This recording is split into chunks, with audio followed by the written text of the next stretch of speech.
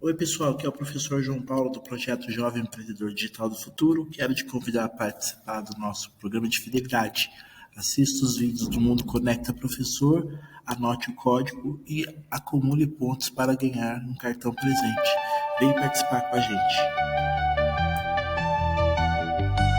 Você curtiu aquela foto, me deixou silêncio.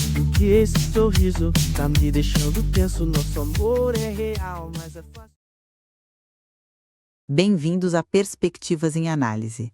Hoje a gente olha para um contraste educacional assim que choca no Brasil. São duas cidades pequenas, rurais, IDH parecido, mas com resultados no IDEB dos anos iniciais que são, o oposto, total.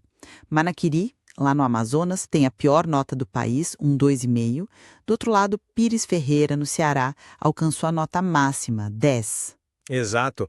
E a grande pergunta que esse material levanta é como é que se explica uma diferença tão brutal? Até que ponto políticas públicas bem-sucedidas e o engajamento da comunidade podem superar desafios assim gigantescos de geografia, clima e infraestrutura como os da Amazônia? Pois é, e eu vou defender que o sucesso de Pires Ferreira mostra que sim, é possível, né?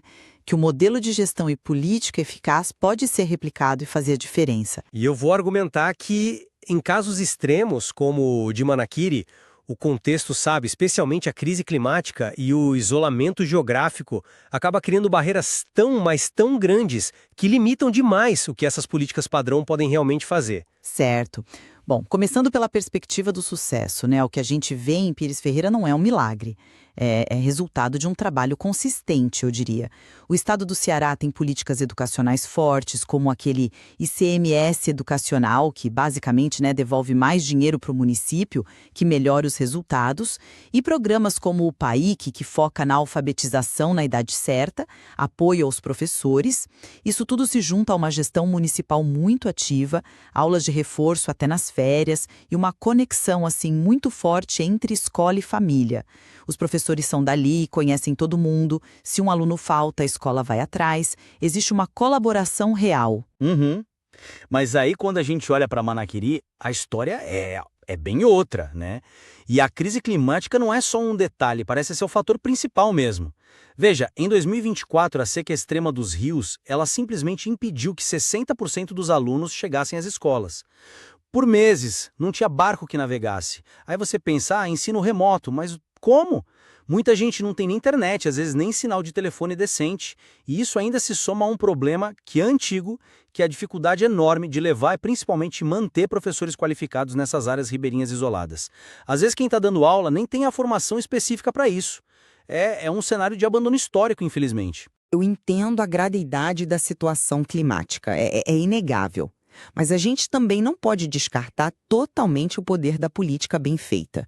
O modelo do Ceará, com esses incentivos financeiros, o apoio técnico, ele prova que dá sim para mudar a realidade educacional mesmo em lugares pobres. Pires Ferreira soube usar essas ferramentas, né? Mas aí que está o ponto crucial, eu acho. Uma política como essa do Ceará, ela funciona se o aluno consegue ir para a escola. Em Manaquiri, a natureza, ela impôs uma barreira física. Como é que você vai aplicar um modelo pensado para outra realidade se o básico, que é o acesso, simplesmente não existe?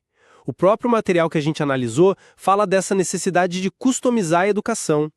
Talvez, antes de falar em replicar o PAIC lá, a gente precise pensar em, transporte escolar fluvial que funcione na seca, uma infraestrutura mínima de conectividade. A Amazônia, ela exige soluções pensadas para ela, especificamente. Concordo que a adaptação é chave, mas o dinheiro também faz diferença, né? Pires Ferreira, com o incentivo do ICMS, acaba tendo proporcionalmente mais verba para a educação, e isso permite investir mais em formação, em material e apoiar melhor os professores. Recursos são fundamentais, claro, sem dúvida. Mas o desafio em Manaquiri parece ir além do orçamento em si.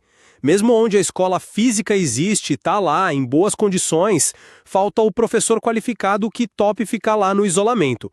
O próprio prefeito relata essa dificuldade crônica.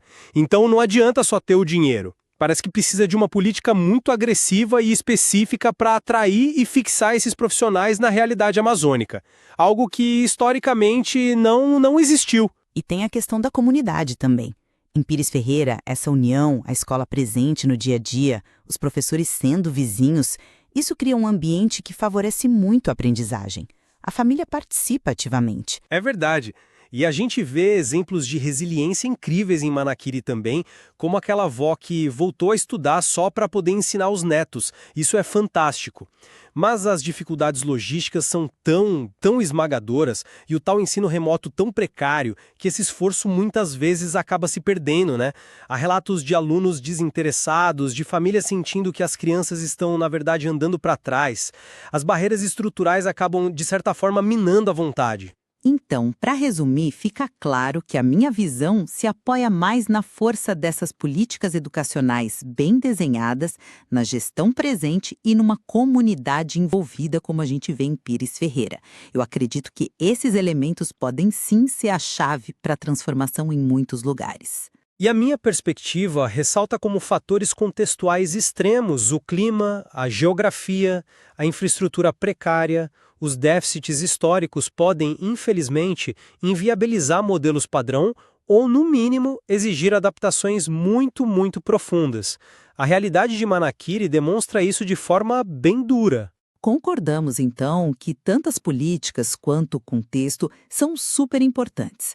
A questão central do debate, me parece, é o peso relativo de cada um e se é realmente possível transferir um modelo de sucesso como o do Ceará para uma realidade tão diferente como a amazônica, sem antes resolver essas barreiras físicas e estruturais gigantescas. Exatamente. Comparar Manaquiri e Pires Ferreira assim lado a lado escancara a complexidade e a diversidade imensa dos desafios educacionais no Brasil. Mostra que a gente precisa urgentemente de soluções que respeitem as particularidades de cada lugar. Tem muito mais a explorar sobre como garantir o direito à educação nesses cenários tão distintos, né? Discussões como esta, que tentam aprofundar nossa compreensão sobre temas complexos, são a razão de ser deste espaço. E olha, se você que nos ouve valoriza essa troca de perspectivas e quer nos ajudar a continuar produzindo essas análises, considere se tornar um membro. Seu apoio faz toda a diferença para a gente continuar esse trabalho.